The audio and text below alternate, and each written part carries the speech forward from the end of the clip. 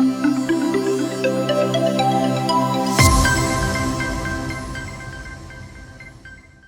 everyone and welcome to the Quality Improvement Program for CSE Mains 2020 by Rouse IAS. In this initiative, we will be picking up important topic from the main syllabus of the UPSC examination, and then we will be learning about those topics in a question answer format so that you are better equipped to write answers in the mains examination.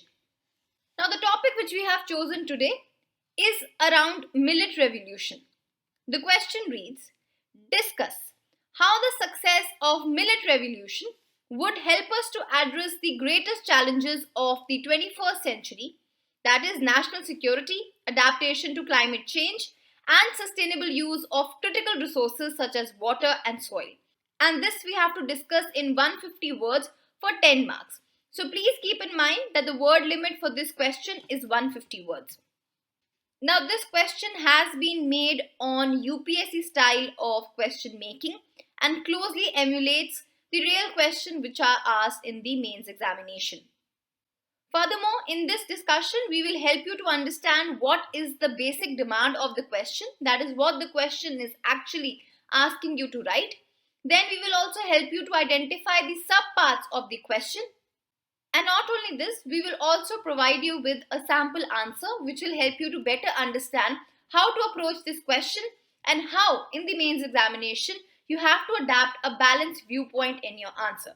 Lastly, you too can attempt this question and review your answer and review the answer yourself based on certain parameters. Now firstly, why have we chosen this question? Well, this question is directly related to the UPSC mains syllabus. Now, economic development forms a part of GS paper 3. Further, this question is related to the subtopic of agriculture within and under which the subtopic of major crops.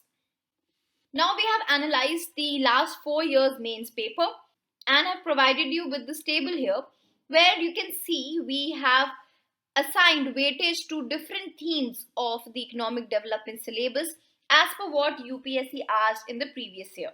And as you will see here that agriculture, which is in blue here, has always been one of the most important themes for UPSC and consistently, give or take, almost 40 marks of question is asked in the paper from the theme of agriculture. Hence, this question and the broader theme of agriculture becomes very important. So, why particularly the question around millets? Well, the answer is simple. First of all, of course, as I stated, higher weightage is given to Indian agriculture in the entire syllabus of GS paper 3 as far as economic development is concerned. Furthermore, 2018 was declared as the national year of millets by the central government, clearly stating that millets is very important and high on the government's agenda. Furthermore, government also increased the minimum support price on millets in order to achieve the government's national commitment of doubling the farmers' income by 2022. And lastly, of course, one of the major challenges for the government of the present day is to address the issues which come along with the increasing population and how to provide proper food and nutrition security to the citizens of this country. Therefore, keeping all these aspects in mind, we can very well gauge that millets is an important topic for the government as well. Now let us teach you how to decode the question. By decode the question, we mean how to understand the requirement of the question. For this, let us read the question once more.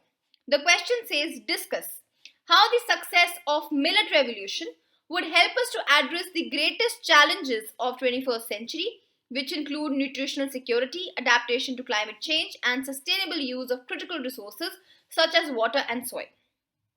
So the foremost thing which you need to do is to read the question multiple times so that you know exactly what the question is asking you.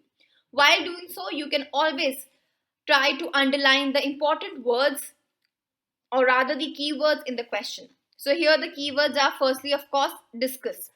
Second, it is talking about Millet Revolution and how it will help us to address the challenges.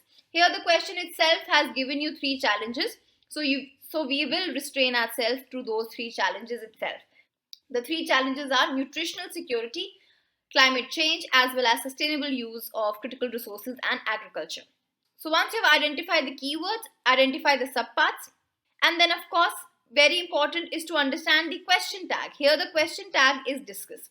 The question tag is what gives a direction to your answer. It tells you exactly how you have to present your answer. Because you might have all the information, all the content about a particular topic, but if you're not answering the question in that format or in that aspect which the UPSC is demanding, then regardless of how much information you put out there, the examiner will not be able to assign you good enough marks. So here when we say discuss, we mean that we need to have an in-depth analysis of how millets can be a solution to the three challenges mentioned in this question, and wherever possible we have to give facts and figures in support of our argument.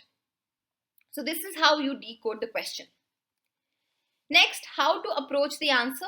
Well, the most foolproof way of writing answer is to follow the introduction, body, conclusion, or the IBC format. You can never go wrong with this format. Now, as far as the introduction is concerned, see, the question itself has set the tone for the answer. The question has stated that Millet Revolution will help us to solve three challenges of 21st century. So this statement the question has already given us. What question is particularly asking from us is to discuss how that will happen. So how becomes the part of your body? So before you discuss how, you will first talk about importance of millets. Of course, millets are important, right? That's why the question setter feels that the Millet Revolution will be helpful to address the challenges of 21st century. You're getting the logic. So in the introduction, in very few lines, talk about importance of millets. Then in the body, come directly to what the question is asking you. Please remember, here we have to write the answer in 150 words. Now 150 words is very few words. So please stay to the question, stick to the point, do not beat the bush. In the body, exactly write how millets will address three challenges: nutritional security, climate change, sustainable food production.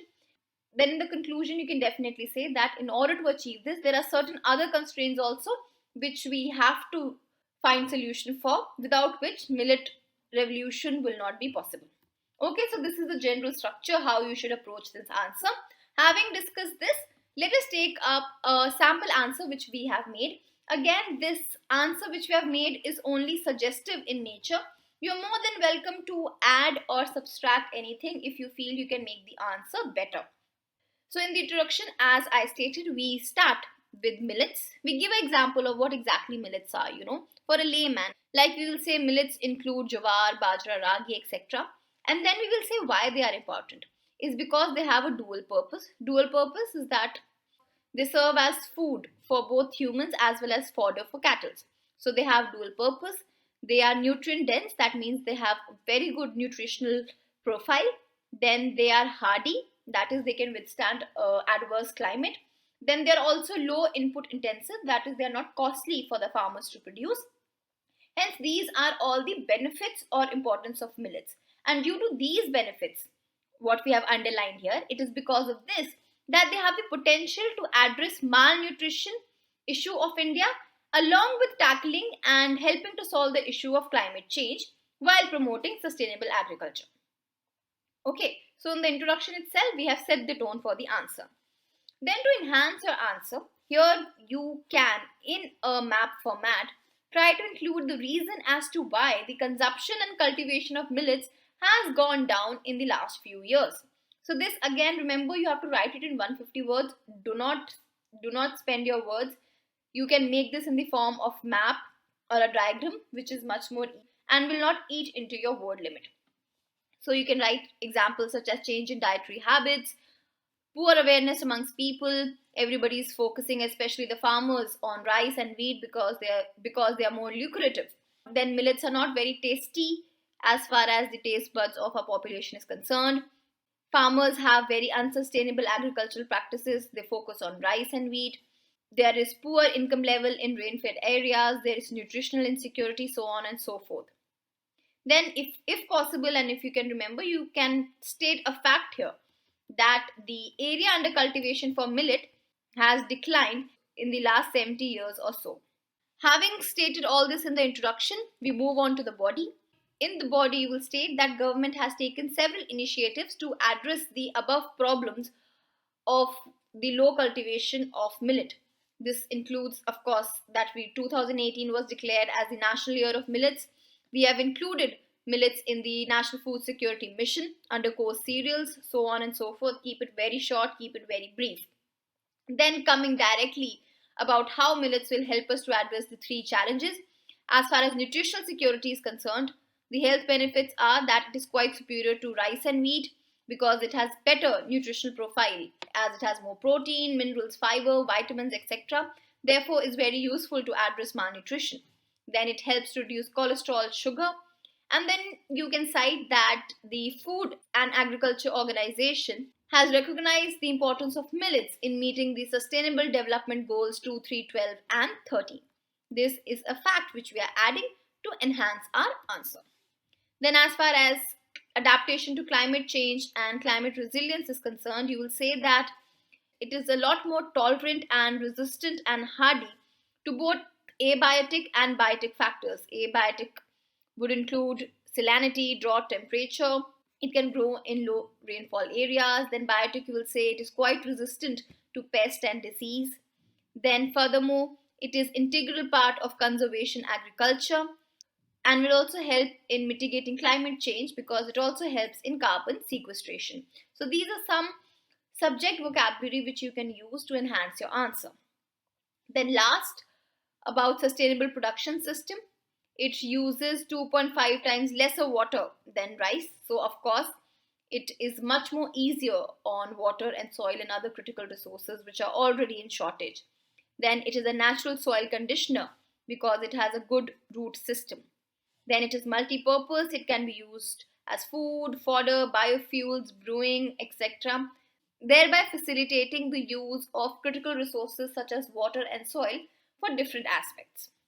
Then last, we come to the conclusion where we will say that we need to focus on other factors such as supply side factors as well as demand side factors so that we can ensure the success of Millet Revolution. Very short, very simple, and this is how you will be able to write your answer for 10 marks in 150 words. Now you too can attempt to write the answer to this question and then you can review your answer. First parameter is answer relevancy. This I have already discussed. Now answer enrichment. You can always use certain subject vocabulary like we used carbon sequestration, nutritional value, etc. Then you can give certain current affairs example to make it more relevant. For example, here we mentioned that 2018 was National Year of Millets. We spoke about National Food Security Mission. We mentioned FAO, SDG, etc. All this adds a lot of weightage to your answer. Then, of course, structure. Always follow the introduction, body, conclusion format. Presentation, use headings and subpoint approach. And lastly, as far as language is concerned, it is a myth that you need to have a very good command over English to gain marks. Well, you yourself decide. In 150 words, you have to write so much of content, you have to put out so much of information. So, of course, UPSC doesn't want flowery languages. They don't want you to use heavy words.